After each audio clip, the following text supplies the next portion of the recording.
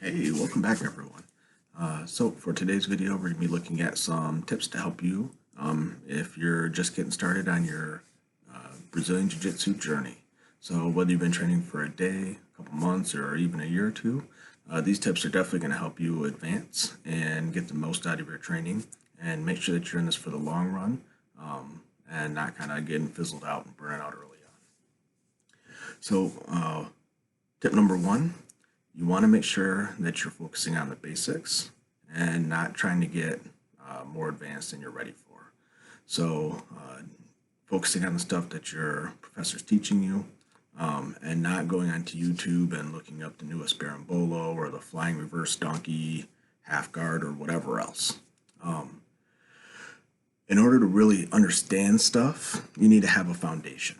And so really your time as a white belt is helping to build and establish that foundation. And if you try to do high level stuff without having that low level base, you're not going to get anywhere and you're going to end up building a lot of bad habits. Just focus on keeping it simple and learning the different positions and how you should move and behave there. I recommend not even looking at YouTube videos as far as techniques go until you're at least a purple belt, because then you have the foundation to actually watch somebody do a technique and then drill and work on it on your own. So definitely avoid that for a little bit and just focus on the stuff that your professor's showing in class. Number two, when you're rolling, make sure that you're rolling to learn, not to win. And this goes doubly so in practice, but I would even argue for most tournaments, at tournaments as well. So when you're rolling, the goal is to become the best jiu-jitsu person that you can. If you are rolling with somebody and you're doing everything you can to win instead of working on improving your technique, then that might be a feel good for the short term, but you're not going to be growing. You're not going to be learning by making mistakes and figuring out what works and what doesn't. So an example of this is if you're trying to figure out how things work and you have a partner who's beating you up and all you do is just kind of hold on with all your strength, that's not helping you. You're not learning how to escape their techniques. You're not learning how to apply your own. All you're doing is just hanging on for dear life. And that's going to get you in trouble, and it's not going to help you improve. Make sure that you're putting yourself out there and forcing yourself to try new things. It's really, really important that after you drill something in class that you try to implement it during your live roll. And don't get so caught up in winning that you just kind of freeze because you're afraid to make a mistake, all right? Or just hang on and squeeze with all your might and use your strength because you don't have the technique to set things up properly. Force yourself to use the technique, and it will suck at first. You're going to make some mistakes, but you'll learn from those mistakes, and pretty soon you will be growing by leaps and bounds, while people who are just relying on kind of athleticism will start to stagnate. Number three, and I would argue one of the most important, keep a journal. Keep a training journal with you. This training journal will really help you to focus your mentality while you're training. In my journal, I keep track of things like my weight when it's getting close to competitions, my mentality, how I'm sleeping. I record things that I make mistakes on while I'm rolling so that I know to focus on them and keep them in mind for the next couple days. And I also keep my goals and how I'm progressing on those goals in there. And I'll look over my journal before every practice, and then after practice, I'll kind of take a moment and jot down a few thoughts on how things went, what I need to focus on, and things I did well. So keeping a journal can really help you stay focused when you're training, instead of just kind of showing up, going through the motions, saying oaths, and bouncing. Number four, drill, drill, drill. I know rolling's everybody's favorite. It's what everybody looks forward to at the end of practice. And as much fun as rolling is, and as much as you can get out of it, you'll get even more out of drilling. So when you're drilling, don't just go through the same basic position like 5 times and then stop. Make sure that you are drilling, making the most of it. Once you feel like you've got it down, then have your partner try to do something a little different. Have them change their posture a little bit. lean back, lean forward, shift their hips, scooch to the side, change the position of their hands a little bit.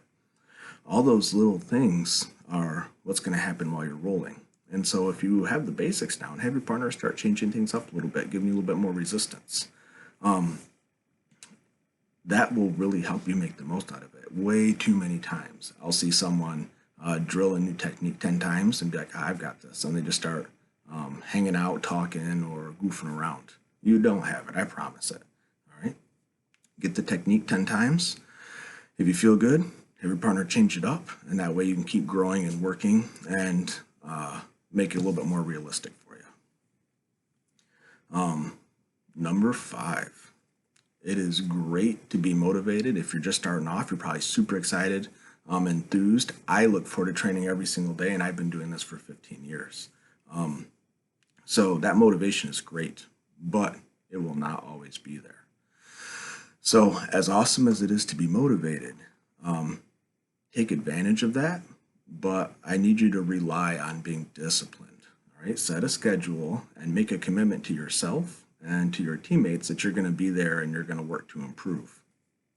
Because you're going to have times where that motivation just isn't there, whether it's a bad day at work or a bad day at school or just something off going on in your life. Whatever the case may be, you're going to be tempted sometimes to just skip.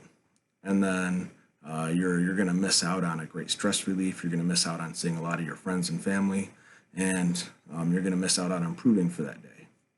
And I mean, just like everybody, there have been times when I haven't gone to practice even though I could have. And I can tell you that I have frequently regretted that and been like, man, I wish I would have gone. I missed out. And there have also been times when I didn't want to go, but I made myself go.